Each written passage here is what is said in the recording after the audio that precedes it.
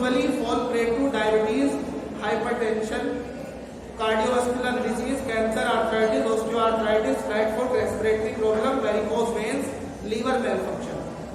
और ये ऑब्जर्व किया गया है कि ओबेसिटी का जो शिकार होता है वो डायबिटीज का शिकार हो जाता है, हाइपरटेंशन का शिकार हो जाता है, कार्डियोवास्कुलर डिसीज का शिकार हो जाता है, कैंसर का शिकार हो जाता है, आर्थराइटिस का रोग हो जाता है उसको। आर्थराइटिस मतलब हड्डियों का रोग, ओस्टियोआर्थराइटिस भी हड्डियों का ही रोग है।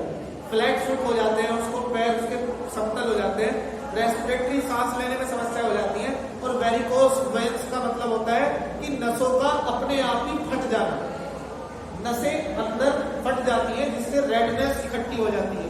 तो जो नसों की जो दीवारें होती हैं वो जिनके अंदर ब्लड फ्लो कर रहा होता है, जो पाइप होता है उसकी आउटर वॉल जो होती है वो बहुत थिन हो जाती है और इतनी कमजोर हो जाती है कि वो फट जाती है। तो उससे हाथ पर रेडनेस ही हो जाती है। कई जगह पे बुजुर्ग लोग जो होते हैं उनको आपने देखा होगा कि उनकी कमर पर, उनके हाथों पर कई जगह से रेड से धब्बे से नजर आते हैं। तो वेरिकोस वेन्स के कारण हो जाते हैं, नसों के बहुत बारीक छोटी पतले नसें जो होती है वो फ्लो नहीं दे पाती है ब्लड के अंदर, तो वो फटने लगते हैं, उनकी ताकत कम हो जाती है, वेरिकोस वेन्स हो जाती है, लीवर मैलफंक्शन हो जाता है, लीवर ऐसे लोगों का खराब हो जाता है। Generally the question arise what should be the ideal, इसमें बीच में एक लाइन छोड़ दी है मैंने, let me repeat that, considering the number of, in case of obesity the body weight of the individual is always more in comparison to height के comparison में body weight हमेशा ज्यादा होता है, बीएमआई कभी तो ज्यादा होगी। तो ये होता है ओबेसिटी के केस में। Considering the number of health risk associated with obesity it has been declared a disease. अब ओबेसिटी के कारण जो हेल्थ रिस्क ओबेसिटी के साथ एसोसिएटेड है, जुड़े हुए हैं, जो स्वास्थ्य संबंधी खतरे मोटापे के साथ जुड़े हुए हैं, उनके कारण ओबेसिटी को एक बीमारी मान लिया गया, डिजीज कहा गया है इसको। मोटापा क्या है? एक बीमारी है। इट हैज बीन ऑब्जर्व, ये देखा गया है कि ओबेस पर्सन जो होता है यूजुअली वो डायबिटिक हो जाता है, हाइपरटेंशन, कार्डियोवास्कुलर डिसीज, कार्डियो मतलब हार्ट से संबंधित बीमारियां, कैंसर जैसी बीमारी हो जाती है, आर्थराइटिस, ऑस्टियोआर्थराइटिस जैसी बीमारी हो जाती है, flat foot, respiratory problem, varicose when और लीवर मैलफंक्शन जैसी समस्याएं हो जाती है। जनरली दी क्वेश्चंस अराइज, अक्सर ये सवाल उठते हैं, what should be the ideal weight, body weight, आदर्श शरीर भार क्या होना चाहिए, अक्सर ये सवाल पूछा जाता है ऑफ एन इंडिविजुअल, किसी भी इंसान का। Who is obese and who is not, कौन मोटा है कौन नहीं, अक्सर लोग ये निर्णय करते हैं। Different methods are used in different countries to know if an individual is obese. अलग अलग देशों में ये जानने का कि कोई इंसान मोटा है या नहीं है अलग अलग तरीके हैं। According to the first method, पहले मेथड के अनुसार, जस्ट बाय ऑब्जर्विंग, पहला मेथड तो यही है कि भाई हम देख करके बताएं कि ये व्यक्ति मोटा है, ठीक है।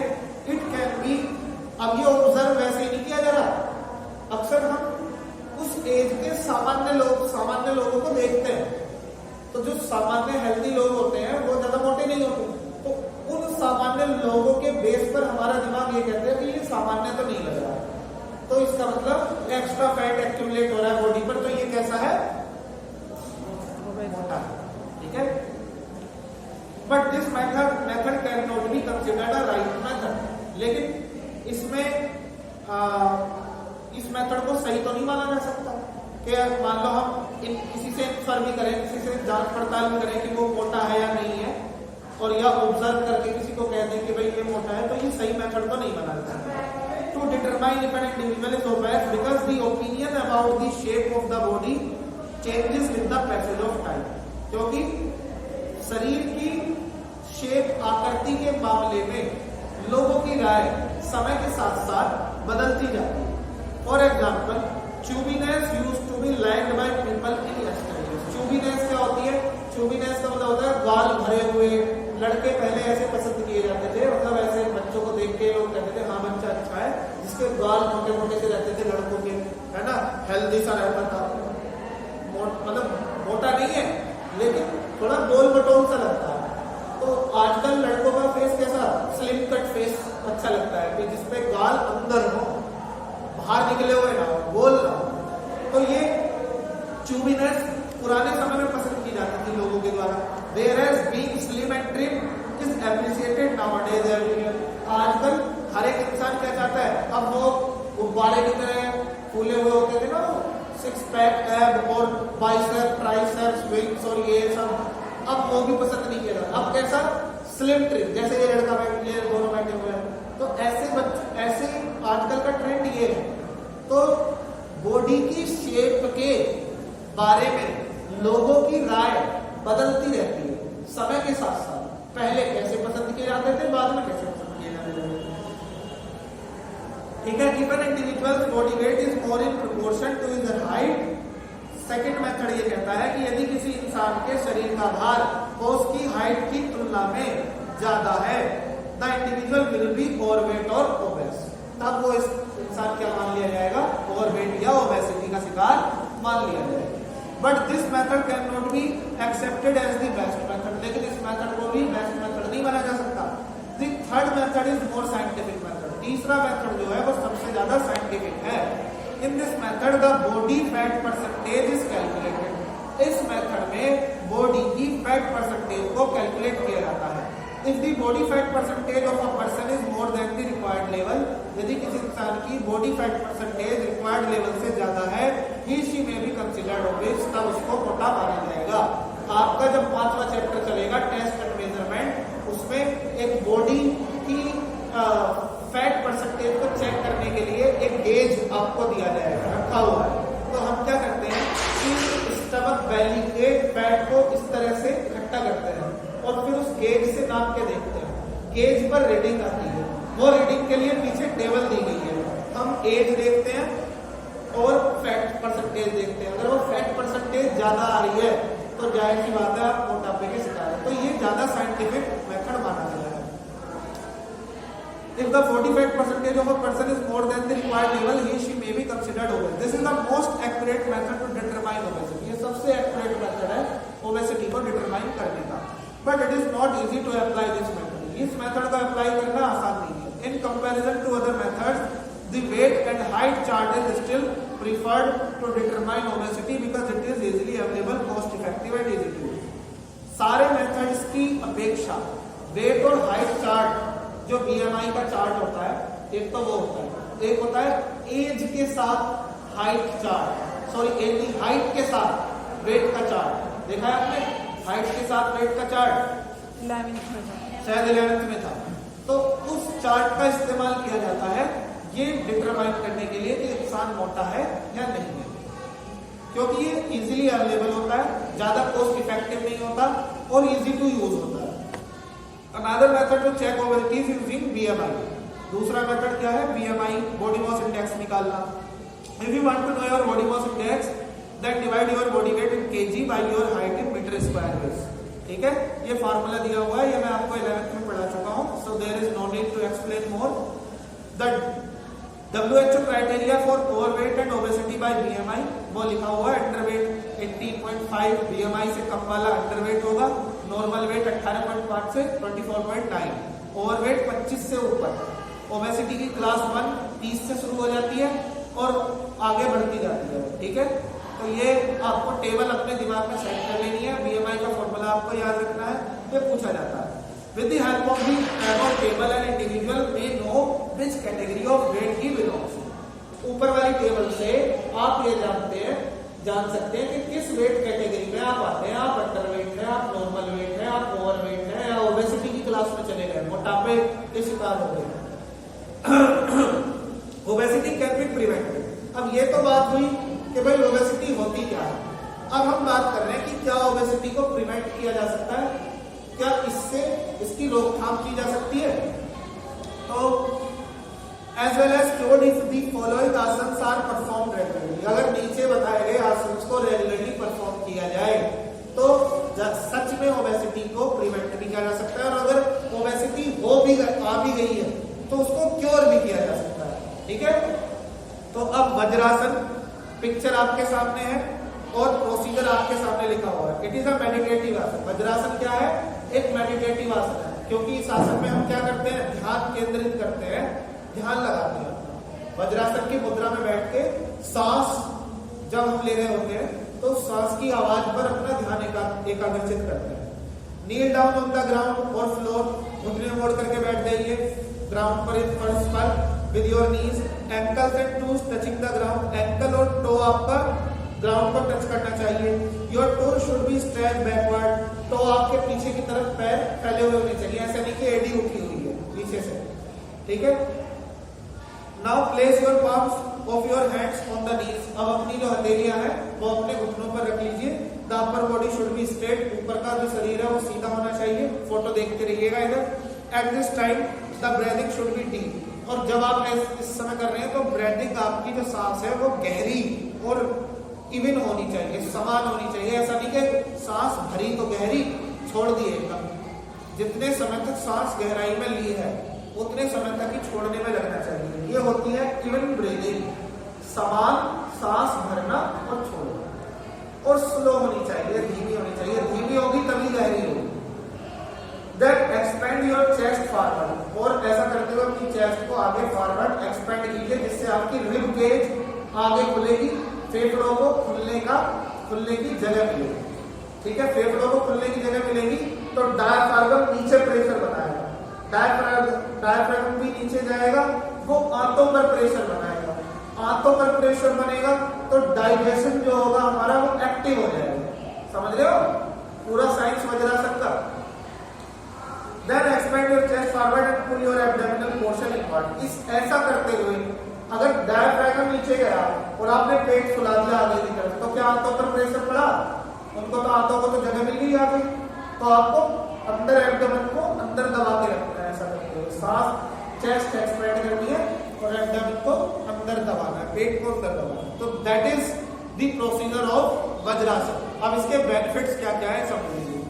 It is helpful in improving concentration, ये आपकी कंसंट्रेशन को इंप्रूव करता है। It is helpful in curing dysentery, back pain and chest disease. ये डाइसेंट्री, बैक पेन और चेस्ट डिसीज जो है हमारी छाती से संबंधित, वो मतलब इन रोगों को रिमूव करता है। इट इनहेंसेस मेमोरी पावर, ये हमारी याददाश्त करने की जो मतलब याद रखने की जो शक्ति है। आप ध्यान रखिएगा, यदि आपका पेट साफ रहता है तो आपकी मेमोरी अच्छी होगी।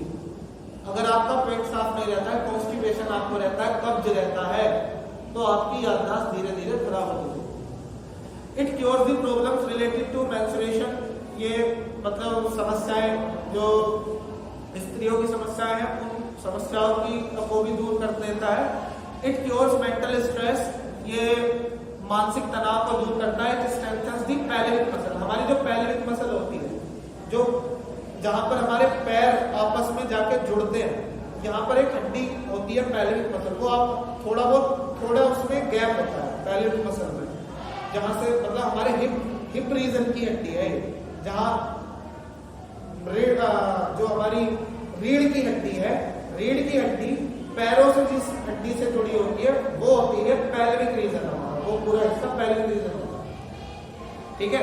तो ये उस पैल्विक मसल को भी स्ट्रेंथन करता है, मजबूत करता है। इट रिमूव्स पोस्चरल डिफेक्ट, हमारे जो पोस्चर के अंदर जो खामियां आ जाती हैं, लॉर्डोसिस, स्कोलाइसिस या काइफोसिस हो जाता है, इन तीनों को पोस्चरल डिफेक्ट्स को दूर करता है। फ्लैट फुट को भी ठीक करता है, फ्लैट फुट भी एक पोस्चरल डिफेक्ट है।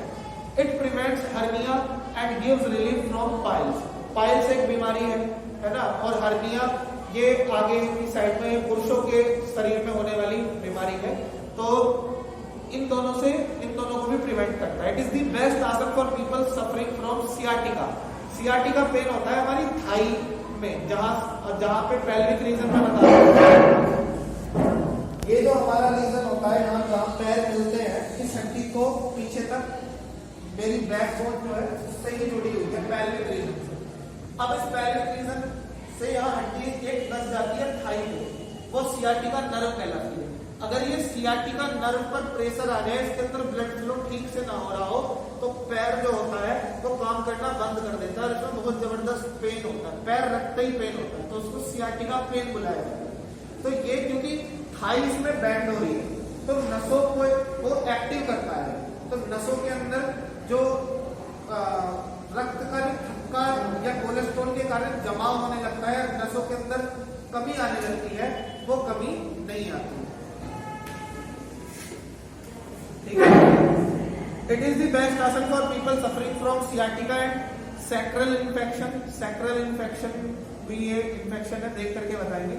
It helps in reducing hip fat, और ये हिप फैट घटाता है। It gives relief from constipation, कब्ज से मुक्ति दिलाता है। Acidity increases the efficiency of digestive system, digestive system की एफिशिएंसी को बढ़ाता है और एसिडिटी को कम करता है, मतलब शरीर के अंदर अम्ल कम बनता है। कॉन्ट्राइंडिकेशन क्या है? अब कॉन्ट्राइंडिकेशन का मतलब है कि हमें ये इनको इस आसन को करते समय क्या बातें ध्यान में रखनी है, या किस इंसान को ये आसन नहीं करने हैं। ध्यान में रखने वाली बातें ये है, a person suffering from joint pain, जिसके जोड़ों में, पैर के घुटनों में दर्द रहता है, शुड नॉट परफॉर्म वज्रासन, उसको वज्रासन नहीं करना चाहिए। तो आप किसी बुजुर्ग को नहीं करा सकते, बूढ़ी औरत को, जिसको, या बूढ़े पुरुष को जिसके घुटनों में पेन है, जिसके घुटनों में पेन नहीं है वो कर सकता है।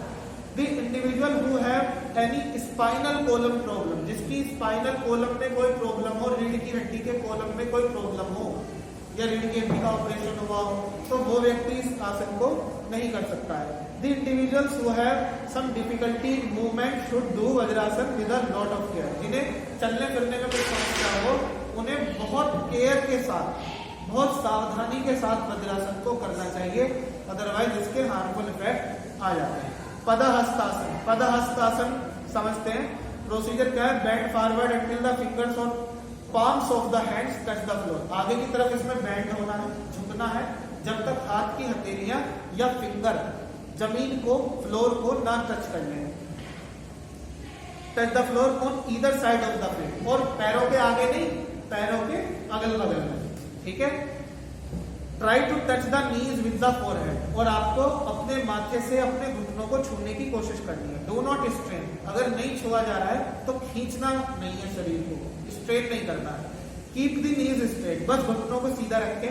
एक्सेल विद बेंडिंग फॉरवर्ड, अब देखिए जब आप ऊपर उठेंगे तो आप इनहेल करेंगे, क्यों? क्योंकि आपके फेफड़े दब नहीं है। जब फेफड़े दबेंगे तो हवा बाहर निकलती है, तो आपको हवा बाहर छोड़नी है जब फेफड़े दब रहे हैं। जब फेफड़े खुल रहे हैं तो आपको हवा अंदर भरनी है, क्योंकि जगह बन रही है। तो जब आप बेंड करेंगे तो आप सांस को छोड़ देंगे, एक्सेल करेंगे। जब आप उठेंगे तो सांस को भरेंगे। समझ में आ गया लॉजिक? ये पूछ लिया जाता है, ध्यान रखिएगा। Bend forward until the fingers or palms of the hands touch the floor on either side of the feet. Try to touch the knees with the forehead. Do not strain. Keep the knees straight.